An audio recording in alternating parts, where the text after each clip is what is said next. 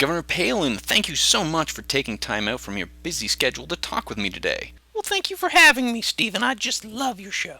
I love your callous disregard for the polar bear. They're closer to extinction every day, Stephen. That's music to my ears, Governor. I also want to commend you for your bold leadership and for the courage it must take to run for vice president. Well, thank you. To think you're willing to serve your country by applying for a job without even knowing what it is. When I said I didn't know what the vice president did, I was making a joke. Nor having seen in person the vast majority of ethnic groups in the country. To claim to be able to speak for the entire country without knowing who most of them are or what they stand for is the kind of singular leadership I think we need more of in this country.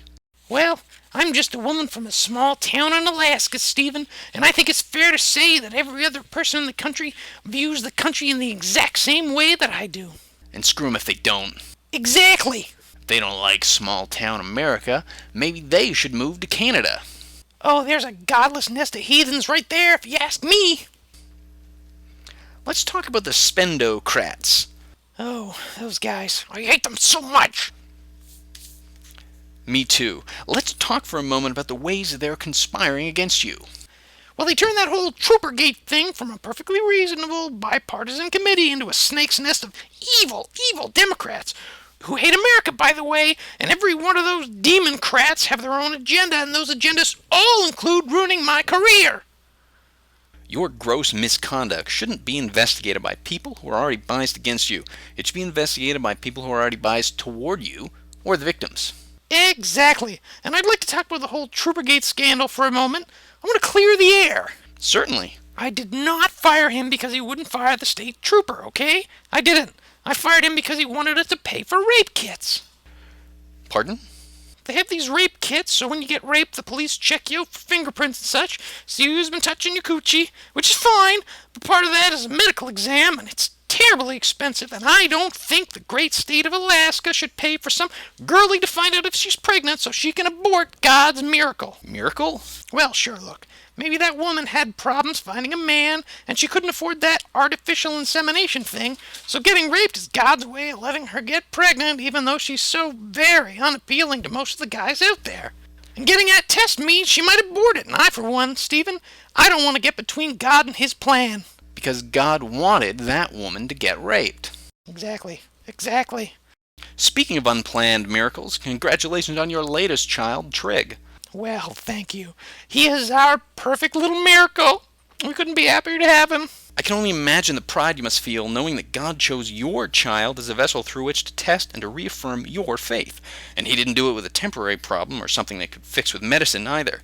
You'll be passing this test until the day you die. It's such an honor, Stephen, to get such a potent signal from God of how much he loves each and every one of us. And let's not forget Trig. He'll be reminded of that every day, especially after you and Todd die, leaving Trig, who will still need constant care, uncertain about his own future. Maybe your other children will take care of him. Maybe the state will. Who knows? But in either case, evidence of God's love will be spread far and wide through him.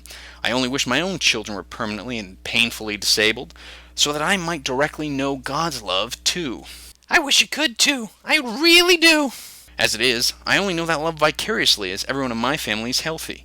But if we can get back to the people who hate you, this isn't the first time that the spendocrats have conspired against you, is it?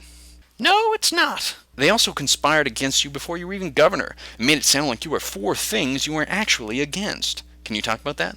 Sure. As you know, I've always been against the bridge to nowhere. I told Congress... Thanks, but no thanks. Don't you step over my lines, Colbert. Sorry.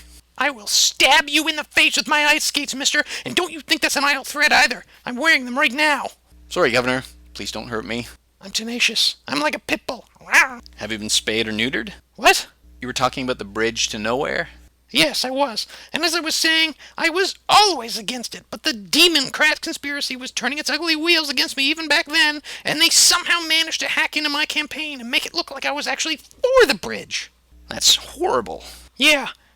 What they did was, they changed all of my signs to say I was for the bridge, changed my pins and my stickers, made everyone I talked to say I was actually for the bridge, and then even hacked into my television appearances and dubbed me so it looked like I was saying, yes please, instead of thanks but no thanks. That's astonishing. This conspiracy obviously extends to the highest levels of power. Their power is terrifying. Some people are saying that McCain picked you as his vice presidential nominee for entirely political reasons. Well, of course he did. It's a political campaign. Should he pick me because I make a fantastic ice cream sundae, which I do, by the way? What I mean is, some people, let's call them pinko commie scum, are saying that your candidacy is without merit, that you don't have the skills to fill the position of vice president, and that McCain chose you because you're an outsider, whatever that means. You're a normal, Joe Sixpack kind of person, and also a very attractive woman. What do you have to say to these charges? Oh, it's absolutely true, but my lacking the qualifications doesn't mean that I'm not ready to be the vice president. Mr. McCain chose me for exactly those reasons, on top of having the determination, the grades and the skills, decisiveness, experience to lead the country as vice president, okay?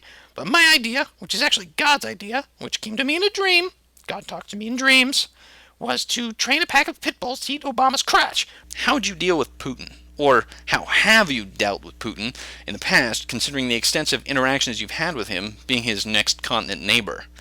What specifically are you asking? Well, if you were in office and you were trying to get Putin to withdraw Russia from Georgia.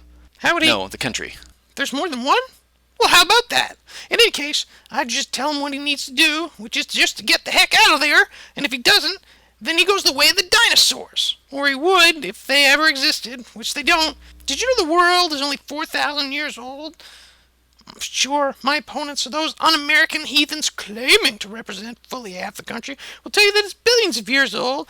But were they around back then to see it? Sure, they may be fossils, but they're not that old. Even though their policies make them seem like they are. The only person I know who was around billions of years ago was God, and he says nothing was around billions of years ago. And you know what? I'm going to believe what God says, because he's a Republican. So you could say that God himself wants you to be vice president. I'd go one step further than that, Stephen.